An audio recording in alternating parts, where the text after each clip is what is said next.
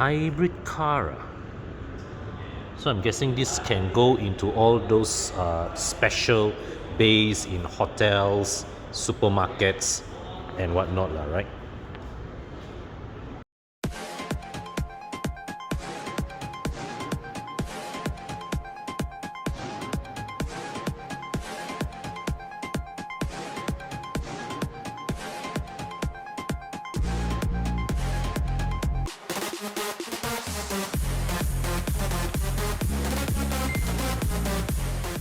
Hi guys, I am now in the NASA showroom, the NASA Ferrari showroom in PJ, and in my presence is a Ferrari, and even by Ferrari standards, this car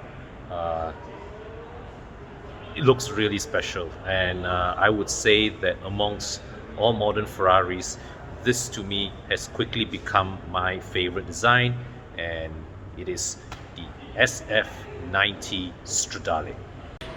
Okay, so let's go on a tour around this car. Now, the SF90 Stradale. What is the meaning behind this name?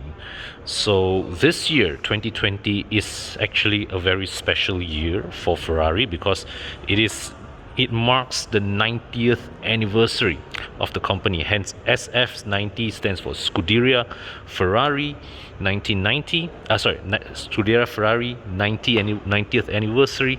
And this is also the year where Ferrari actually had its 1000th race in F1. Yeah, so this is the year that Ferrari raced for the 1000th time in F1, and it happened, and the race happened to be the Italian GP that happened just earlier this month. Okay, and if you read it on Karat Malaysia, they commemorated that occasion with a special edition watch from Hublot. Okay, so Hublot is of course the official watch partner of Ferrari, and they produced a special edition watch for the occasion. But coming back to the SF90 Stradale, now this is a car that occupies rather special positioning because in terms of its body size, in terms of its configuration, powertrain configuration, this car is a mid-engine V8. So you would think that, hey, mechanically this comes from the same lineage as the F8 Tributo, the 488, the 458, and that bloodline. But it's more complicated than that. The equation is more complicated than that because this is a very advanced, a superbly advanced vehicle. Now, the powertrain, it shares the same V8 engine from the 488, but it is a plug-in hybrid. So this thing makes 1000 horsepower, and it is faster than even the LaFerrari. It is the most powerful production car from Ferrari ever, and it descends from the Berlinetta range as opposed to the V12 flagship range, or even the Ferrari Enzo, that range of cars that come every once in a few years. Okay, so and styling wise, I love the way it looks. Okay, and the way it is proportioned compared to any other any other Ferraris that come out in recent memory. This easily establishes itself as my favorite. Okay, I mean, just look at it. Where do you even start to pick out the design of this? Now, the front end of this car has a very unmistakable signature, and especially this T-shaped pattern here. Perhaps it is to pay tribute to Ferrari's F1 strong F1 heritage, and to point something out to you guys. This is not sticker, okay? It is painted. This is painted. So when you touch this, when you feel your fingers across, there is no sudden, that you don't have that feeling of the edge of the sticker. This is painted, all right, and as is this, that feeling when you touch across the border, it never ceases to amaze. All right, and I like how this wing structure actually cuts in to the headlight assembly. Okay, headlight. So you see underneath here, the headlight shape is actually a very simple design. Okay, but this wing extends to partially cover it. All right, so the headlight cluster under here, I think it's probably shaped like this, but the way it cuts, it sort of gives you that front end that it has that C-shaped design, but actually the headlight cluster ends only here, and this is an air vent that allows air to travel through. Okay, now down here there's more aerodynamic work going on, so you can see the radiator there, okay, is slanted. These cooling coils are slanted, and what this does is it allows, okay, so as air enters here, you still get the cooling effect, but it allows air to flow more efficiently, into the inner parts of the car. Okay, so I believe that definitely that's for the purpose of better airflow. And you can see here the grill actually, at the end here, it bends around to go here, and there's this little, here there's a minor separation here, okay, to the from these two parts, creates a minor separation here, and this front splitter here also has extra vents that allow air to escape from here. Okay, very elaborate aerodynamics, right? But when you step out and you look at it at a glance, it all seems rather simple. It all seems relatively understated. Okay, and here as well, you can see the vents here allow air to flow out, okay, up over this way. Okay, this is just a beautiful car to behold. Now you look at the side profile. Okay, once again, the side profile here, you can see the way it is sculpted.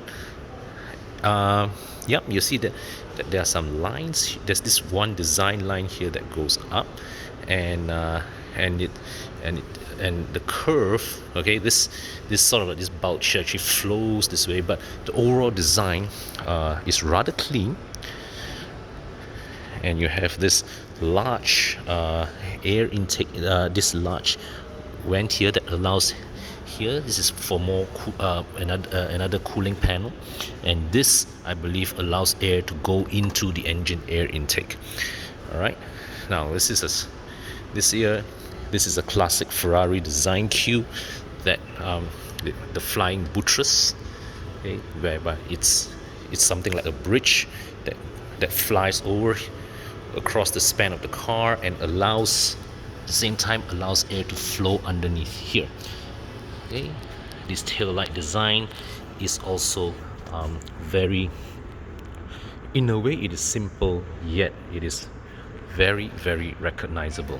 Okay, now here's the prancing horse, and look at the deliberate effort they put in there to let the head of the horse sort of like peek up, above the body line here, right? And you can see down here the lower edge of the bumper with two middle exhausts, and a rather elaborate diffuser element there. Okay, and this part here, it also once again pays this design part here, okay, resembles the rear end of Formula One cars that Ferrari are so universally recognized for. So you go to the top here, you can see there are two ports here. Why is that so? Now, because one of it is the charging port, the other is the fueling cap. This under this polycarbonate panel is the engine. Now let me just open these panels up. Here you can see, open the door. This is a left-hand drive example.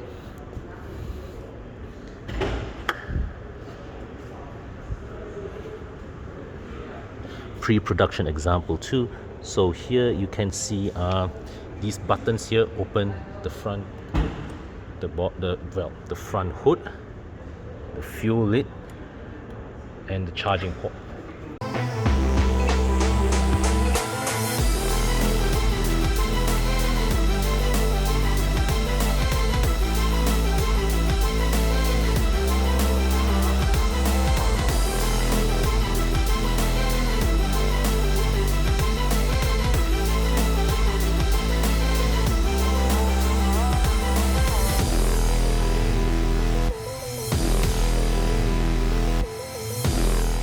So this is the charging port here. Very interesting positioning. But I would say that now, if you have seen some of my past videos reviewing plug-in hybrid cars, this charging port positioning works well for me because I typically reverse park my cars. So if you reverse park towards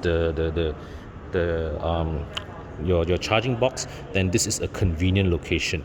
If you park sideways, right, let's say like your charging bay is coming from the side, this is also a convenient spot too. So this is a very clever placement of the charging port. And this is a manual hood strut, so I'm going to have to put you guys down to mount that. All right, so that's mounted, and you can see the engine sits very low. This is the same engine that we saw earlier with the F8 Tributo, but of course now it's aided with a hybrid system. The whole setup generates 1000 horsepower, and you have a motor connected to the rear wheels, to the engine, to the rear wheels, and you also have another pair of motors that drive the front wheels as well. So it is an electronic all-wheel drive configuration. All right, so you can see the rear hood. That is also, there are holes there also to allow for ventilation into the engine room. This is also holed. I believe it is also to enable some form of air flowing. So, and under here you can see some of the hybrid component wiring running through here. Okay, all these carbon fiber bits that surround the engine bay are meant to be removed by the technicians when there is maintenance work to be carried out. So now we come to open the front hood. Now, interestingly enough, the front hood has gas struts. So here is the here is the charging cable, where you can see luggage space is rather limited.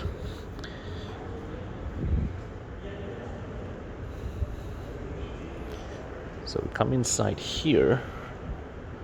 All right, now check out the doors.